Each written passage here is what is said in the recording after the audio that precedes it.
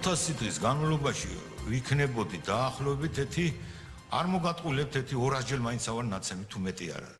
წამებისა და არაადამიანური მოპყრობის 500 დღიანი ისტორია ყინწვისის სპეცოპერაციით ცნობილი საქმის ფიგურანტმა ზაზა გვიმრაძემ საგამოძიებო კომისიაზე გაიხსენა. მისი ცემა ციხეში თითქმის ყოველდღიურობა იყო, რომელშიც ციხის თანამშრომლების გარდა მერვე დაწესებულების ხელმძღვანელიც მონაწილეობდა. გაიხსენა პირველი კარანტინის დაშლა, რომელშიც როგორც თავად ამბობს, არაერთხელ მოყვა. Карантиნის დაშლა იყო, ესე ვიდექით ზურგით ხალხი, თავი არ უნდა გვეწია, უხაძესთან უნდა მისულიყავი, შეგეკითხებოდა რაღაცას და ეგრევე იწყებოდა დანგრევა. რამდენჯერ გაქვთ каранტინის დაშლაში მონაწილეობა მიღებული? ერთი, არ მოგატყუილებთ, ერთი. ალბათ 1, 2, 22, 24. ის მასალები წაშალეს. შემიყვანეს და ხელები დამაწყობეს ესე მაგიდა ოფიცრის ოთახში.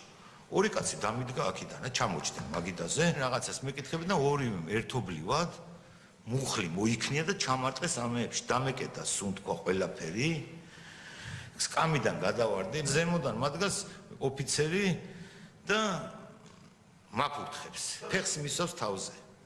ამ დაფურთხებულს თავისას. ჯვარზე აფურთხებდა? ჯვარზე აფურთხებდნენ ეს სატანისტები. ყინწვისში სპეცოპერაცია 2011 წლის 26 მაისს ჩატარდა. საქმის ფიგურანტები იხსენებენ, რომ მათი დაკავების რეალური მიზეზი ნაციონალური მოძრაობის ხელისუფლებასთან დაპირისპირება იყო. მაშინ მიმდინარე პროტესტის სოლიდარულები იყვნენ, თბილისი კი ძალოვანი უწყებებიდან მუქარებისა და დაკავების საფრთხის გამო დატოვეს. ყინწვისის სამონასტრო კომპლექსში 20-ზე მეტი ადამიანი იმყოფებოდა, როდესაც სპეცრაზმა ალყა შემოარტყა. ნიკა გოგუაძე იხსენებს, რომ მიზანი არა მათი დაკავება, არამედ ლიკვიდაცია. მეგის კარდავა მოვიდა გოგუაძე რომელიაო კითხულობდა რა.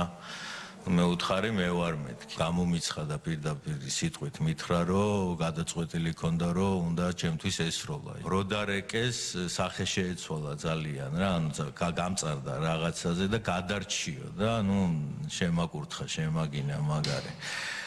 ეთყობა იქიდან უთხრეს რომ არ გაისროლოთ. როგორც კი ასე ვთქვათ გამოგვესარჩლენ სასულიერო პირები, მაგათაც მოხვდათ. რას ნიშნავს მოხვდა? ცემეს ჯემალ სურამელაშვილი ჩააბეს მანქანაზე და ათრიეს. ანუ უყურებდით ამას, ანუ მთელი ეს გზა ათრიეს. დაკავებულების წამება პრაქტიკულად ყინწვისის სამონასტრო კომპლექსიდანვე დაიწყო. ფიზიკურად გაუსწორდნენ როგორც ქარელის პოლიციის სამმართველოში, ასევე თბილისში გადმოყვანის შემდეგ. გოგუაძე იხსენებს, რომ რამდენიმე დაკავებულს წამების შედეგად სამედიცინო დახმარებაც დასჭირდა. წამების მეთოდებში გამოიყენებოდა ელექტროშოკიც. ჯემალ გუნდიშვილს ჩემთან ერთად დაკავებულმა მაგალითად ინფარქტი მიიღო. რის შედეგადაც მკვდარი ეგონათ. რის შედეგად მიიღო ინფარქტი? ცემის დაწოლილები ვიყავით 4 ადამიანი, აი ესე გვიჭერდა და ნუ ვიღაც და ზემოდან დახტუნავდნენ ჩვენზე. უშუალოდ ხარდავა იყო ყველაზე აქტიური ჩემთან მიმართებაში და კიდე ერთი ადამიანი თითები მქონდა დამტრეული, რამაზისას თითები მქონდა დამტრეული. მე საერთოდ თავარი სამართველოს შემდეგ უკვე ფეხზე ვეღარ ვიდექი. ამ პერიოდში, როცა მე უკვე კლდანის ციხეზე ვარ მიყვანილი, ღვალაძე, რამაზი ყავთ მოდულის შენობაში აყვანილი და დენზე ყავთ შეერთებული. სადაც მან ასევე გულის შეტევა მიიღო. დაკავების სამართლებრივი მიზეზი დედაქალაქში გადმოყვანამდე არავინ იცოდა. შემდეგ კი მათგან სახელმწიფო გადატრიალების აღიარებას ითხოვდნენ. არჩადენილი დანაშაულის აღიარების მიღებას კი ოჯახის წევრების განადგურებითა და გაუპატიურების მუქარებით ცდილობდნენ. ზაზა გვიმრაძეს პირდაპირ მოსთხოვეს, რომ დანაშაულის თანამონაწილეობაში მეუფე იობი და საპატრიარქო ემხილა. მან პროკურორებისგან იმ ადამიანების გვარებიც მოისმინა, ვისაც საქმის შეკერვის იდეა ეკუთვნოდა. თხოვენ რომ ხელი მოაწერე აღიარებით ჩვენებას. რა ვაღიარო მე უთხარი. და ესეთი რამე შემომითხრეს. მეუფე იობი და საპატრიარქო იარაღს გაძლევდათო და უნდა დახმარებოდით 26 მაისის მიტინგსო. ორი პროკურორი რო შეგხვდათ, სად იყო ეს გლდანის ციხეში, კი, ციხეში. თქვენ გითხეთ, რომ ეს აბსურდული ბრალდება ვინ მოიგონა? მათ გითხრეს პირველებმა. პირველებმა და ვინ არიან ეს პირველი მეთქი? ვინ არიან? სააკაშვილი, მერაბიშვილი, ადეიშვილი, ბოკერია, თარგამაძე და კიდევ ვიღაცები თქვა. მიხეილ ცილიკიშვილს, ჩემ მეგობარს, ანუ ის იარაღიც ფიგურირებდა ამ საქმეში. მაგალითად, შვილის არასუწლოვანი ქალიშვილის გაუპატიურებით დაემუქრნენ და ამ მეთოდით აღიარებითი ჩვენების ის მოთხოვეს, რომ აღიარებითი ჩვენება. მეორეს მაგალითად ასევე მყავდა მამაშვილი დაკავებული ჩემთან, სადაც მამას დაემუქრენ შვილის გაუპატიურებით. წამებისა და ზეწოლის ფონზე დაკავებულების უმრავლესობამ წინასწარ დაწერილ აღიარებას ხელი მოაწერა, თუმცა მათ მიმართ არაადამიანური მოპყრობა ამით არ დასრულებულა. ნიკა გოგუაძე იხსენებს, რომ გლდანის ციხეში შესახლებისას მისი მდგომარეობა იმდენად მძიმე იყო, რომ ციხის თანამშრომლები მისცემას ერიდებოდნენ, თუმცა გოგუაძე არაერთი პატიმრის ტრაგედიის მოწმე გახდა. ჩემი ფანჯრებიდან უყურებდი ეგრეთ წოდებულ ვახტას, ანუ ციხის მთავარ კარებს.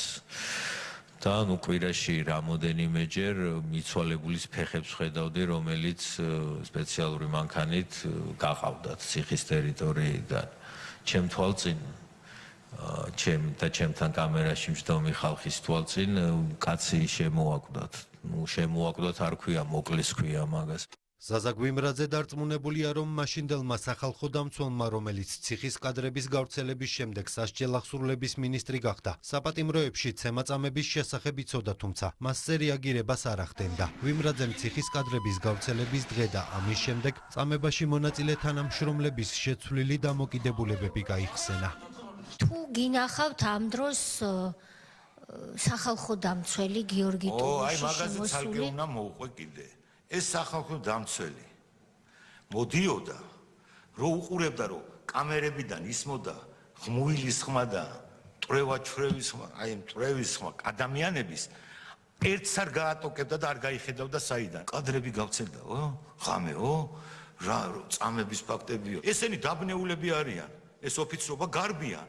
უკვე გარბიან, უკვე რომ მოვიდნენ ახლა მთელი უფროსობა, ზოგი ატყობებს სამსახურს გამიდის რა ციხიდან. კადრების გავრცელებიდან 1 ოქტომბრამდე თუ გაგრძელდა ცემა წამები. აბაბაბაბაბა, ეგ უკვე შეაჩერეს როგორ იცი პირდაპირ, აი როგორ ბრძანებასავით მიიღეს, რომ არავის პირიქით გვეუბნებოდნენ, რამე ხო არ გჭირდება იქიმთან ხო არა. დაჭკვიანდნენ ხო, უცბად. დაჭკვიანდნენ. 17 სექტემბრის შემდეგ დაჭკვიანდნენ. ყინწვისის სპეცოპერაციის შედეგად დაკავებულებმა საპატიმრო 2012 წელს ხელისუფლების ცვლილების შემდეგ ამნისტიის შედეგად დატოვეს. ახალი გამოძიების ფარგლებში კი სააპელაციო სასამართლომ საქმეზე გამამართლებელი განაჩენი გამოიტანა.